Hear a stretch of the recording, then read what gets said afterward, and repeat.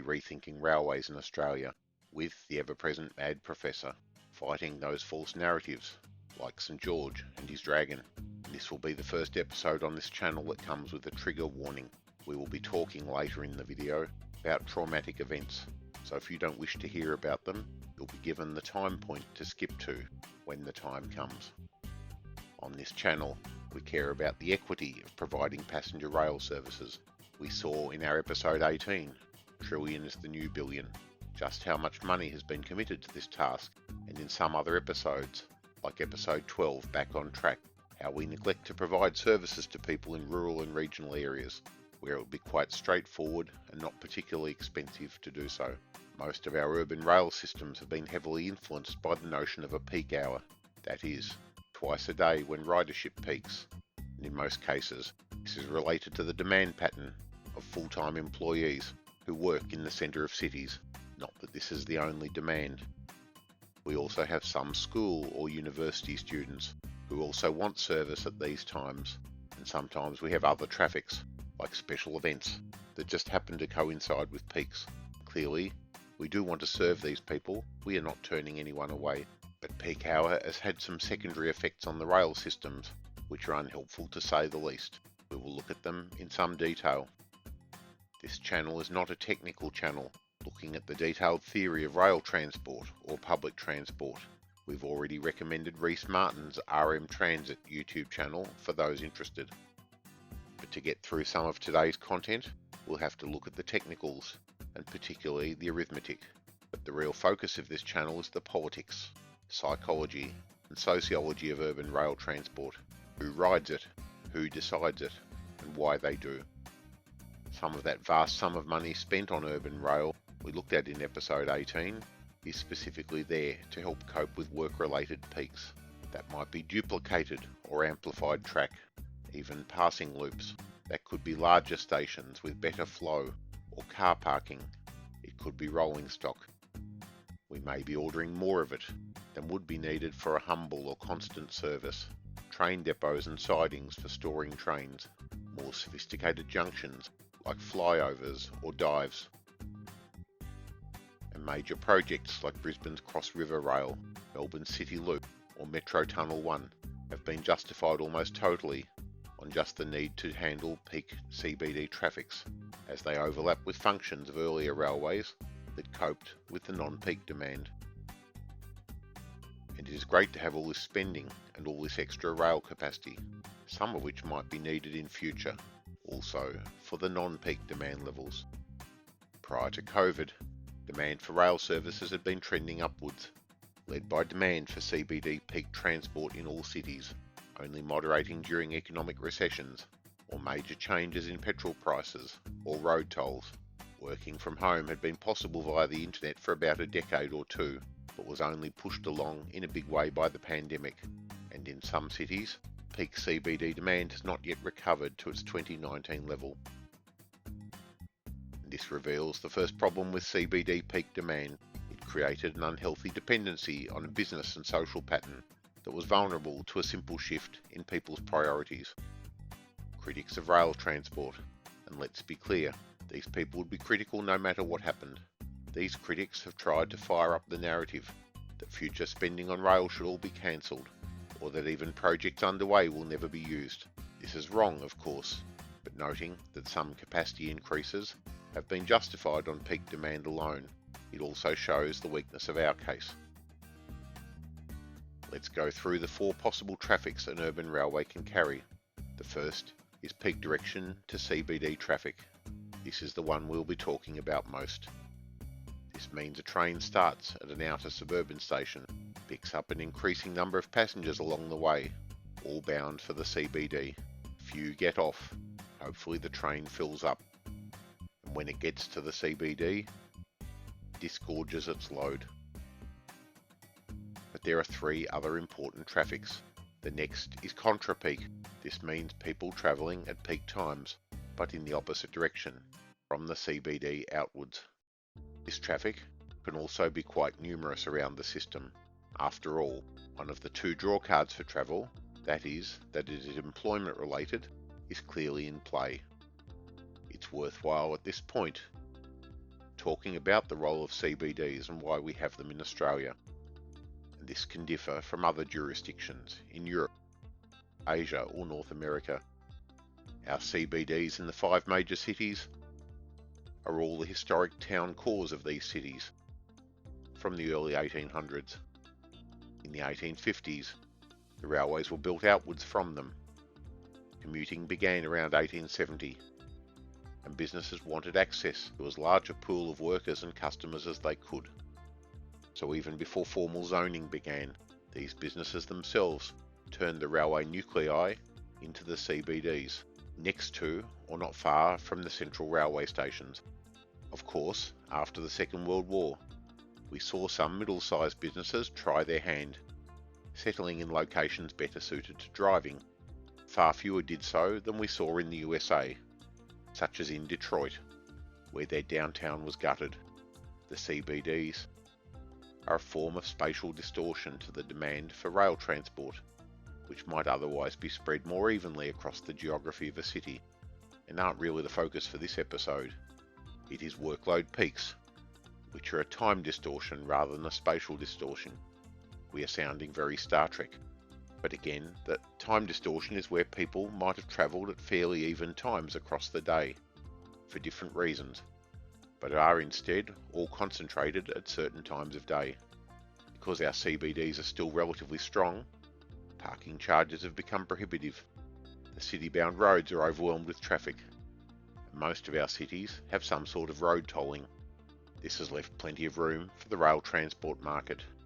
So thinking about the role of our CBDs, this contra-peak traffic is not supporting CBDs, but because the total number of trains in circulation at that time of day is high, paradoxically, it makes rail traffic much more appealing than at quiet times, when train frequencies tend to reduce. Some cities have made poor decisions about contra-peak rail travel. One of the worst of these is triple tracking of rail corridors. The intention was that trains on these sections, in the peak CBD direction only, might overtake slower trains, but this is not possible in the opposite direction. Examples are mainly in Melbourne, like the lines from Burnley to Box Hill, Caulfield to Moorabbin, and Brisbane also has a couple of sections. New South Wales has been fairly scrupulous about not doing them. An even number of rail tracks means that the number of trains travelling in each direction can be equalised. If a large number of trains end up at one end of the line, but cannot return as there are too few tracks, you also need large numbers of sidings to hold them. This is very much a Melbourne thing. The Jolimont and North Melbourne rail yards on valuable city land, only there because the trains all came to the CBD and couldn't return in the contra-peak direction. And of course, more trains are also required, just to sit there. The next traffic we risk losing is off-peak. This can be in any direction, because the directionality may only be weakly affected by the CBD. It will still be a major attractor for all sorts of reasons, but not enough of one to change the underlying pattern, and off-peak travel may be related to working, shift changes, and so on, just not those clerical CBD workers' shifts. The pressures on road congestion, the need to travel on tolled roads, and expensive parking may all be much less in off-peak times. And yet, the railways themselves engender so much of the reason off-peak rail travel may be unappealing. They are more likely to refuse to run express trains in off-peak times, making the journey time slower. Frequencies are also often lower. Some of the amenities that people might hope to see, like stations that are staffed and have open toilets, and provide the safety of other passengers being around, are more likely to be missing for these off-peak travellers. And finally, we have travellers going in the peak direction, but alighting short of the CBD. These passengers do at least get the benefit of peak hour, the frequent trains, the feeling of safety, amenities open, and so on. However, often these passengers are being overcharged. In Melbourne, there is the egregious case of the two-zone fare system, which not only allows fixed-price travel for much of the suburban area, but charges people going much shorter distances and getting off before the CBD the same fare. bad example. It's a commuter from Box Hill to Camberwell, going not even 5 kilometres, but charged the full system fare, one that would get you 100 kilometres from Hurstbridge to Stony Point. Consider that the limited space on the train, occupied from Box Hill to Camberwell by a passenger, was then released, and the passenger who replaced them on that train, going from Camberwell to the city, that passenger is the one that's really causing the capacity problem for the system, not the one who got off at Camberwell. And while the roads these passengers are using are the same roads, just like the trains, they may not have taken up the final capacity of that road, and their parking and toll charges may well be less, yet they must pay the same on the trains. Now, such problems are common to zonal systems in general. However, there is a reluctance to use hygiene features like fare gates and surcharges to provide equity between those passengers who are travelling in a high demand travel pattern and the lower demand ones. But the problem here is not so much the zonal issue, but that the passengers who demand CBD peak time transport are raising the costs of the system for everyone, all passengers, all taxpayers, and all voters. So we fail these passengers who get off before the CBD in so many ways. 3 markets we fail, so that we can provide the best of the service to the peak CBD cohort. We've talked about how the equipment decisions are being distorted by this traffic, and also how the operational priorities are also being distorted, both to the detriment of other potential passengers. But probably the biggest issue this distortion causes is the political and bureaucratic distortion, and this is where the distorted priorities turn into false narratives. Many politicians and their cowardly bureaucrats start to believe that the system exists for these people alone, when finances are tight. The off-peak, contra-peak, and peak direction non-CBD services and amenities will be cut back. Rolling stock design will favour the peak traffic. Systems have tried to standardise on 6 cars in most systems, or 8 cars in Sydney, with inflexible designs that don't allow rapid coupling or uncoupling in service. And certainly we have not seen anyone design a 1 or 2 car suburban train in many years. The last single car design was the Adelaide 3000 class in the mid-1980s, followed by the last double car design, the Perth A class. Seats in these peak optimised trains will be minimal and uncomfortable, based on the idea that the dominant traffic don't really need seats, and the aim is to pack them in. Timetables will be created just to move these people, at the expense of everyone else. If we take a bit of diversion, we can start to talk about the dark side of the political narrative of peak hour. If you wish to skip the discussion of trauma, skip to the time shown below. It has metamorphosed to a specific narrative about the disaster at Granville in 1977, when 83 people died after 4620, and its train derailed under the Bold Street Bridge, which then collapsed on the train. The terrible event was well recreated in the 2006 miniseries Day of the Roses, which some of this footage is from. That miniseries pushed a narrative which had been around for a while and wasn't at all new. A narrative that is well known in New South Wales, and we will call this narrative a misplaced one rather than a false one. And that relates to the unique clientele of passengers on these trains. The ones from the Central Coast, Blue Mountains, and to some extent the Illawarra or Southern Highlands. People who are doing the same commute on the same train every day, even in the same seat. Many of the dead on the Granville train fitted exactly that profile.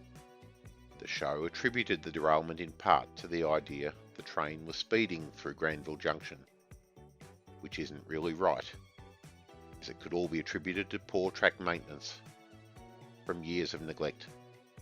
But why would the train be speeding?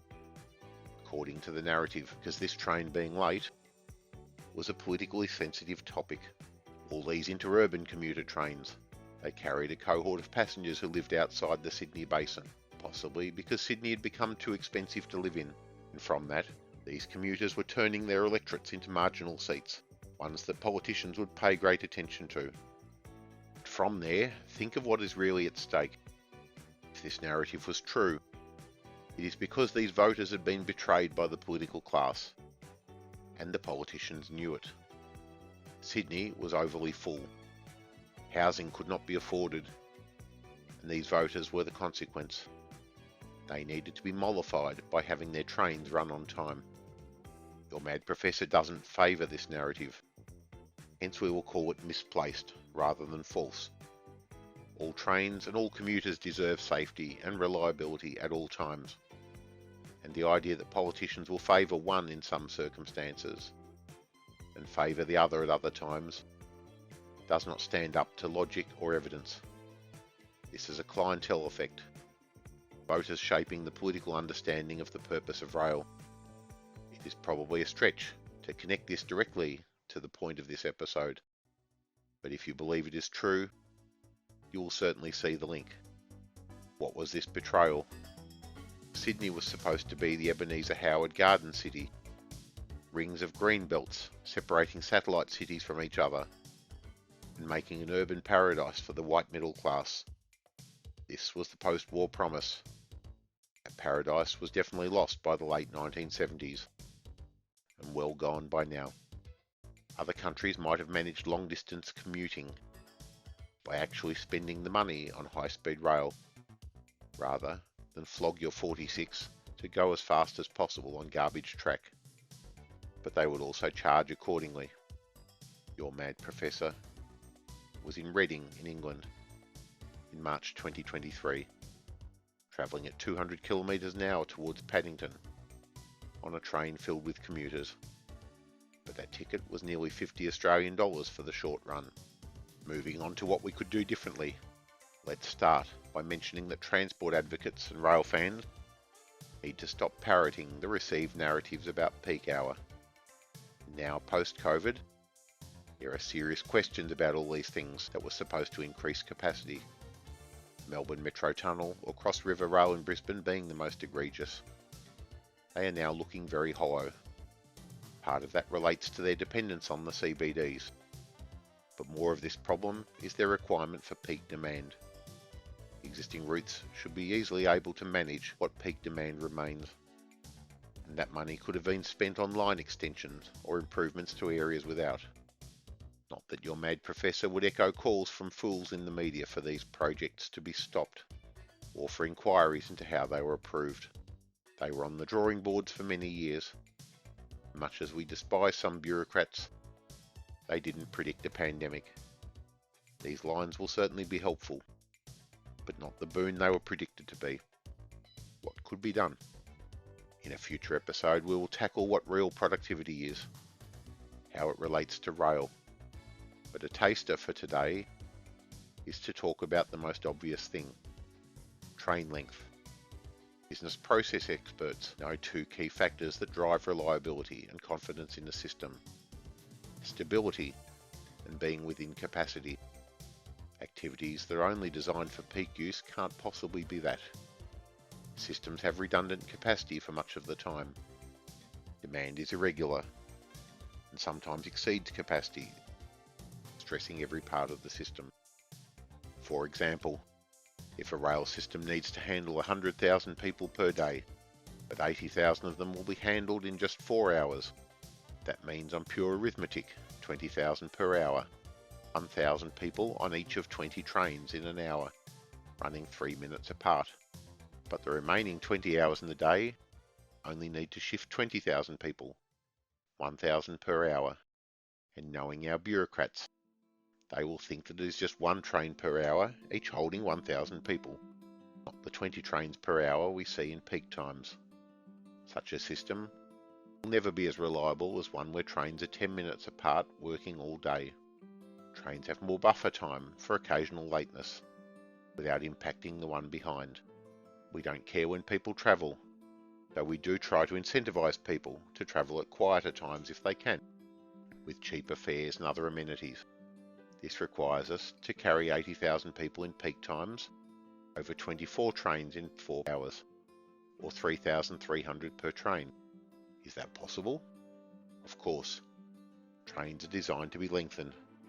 Over 16 cars, each car being double-deck. This is easily managed. Look at our European railway stations. 16 car lengths are not uncommon by any stretch, all driven by one driver.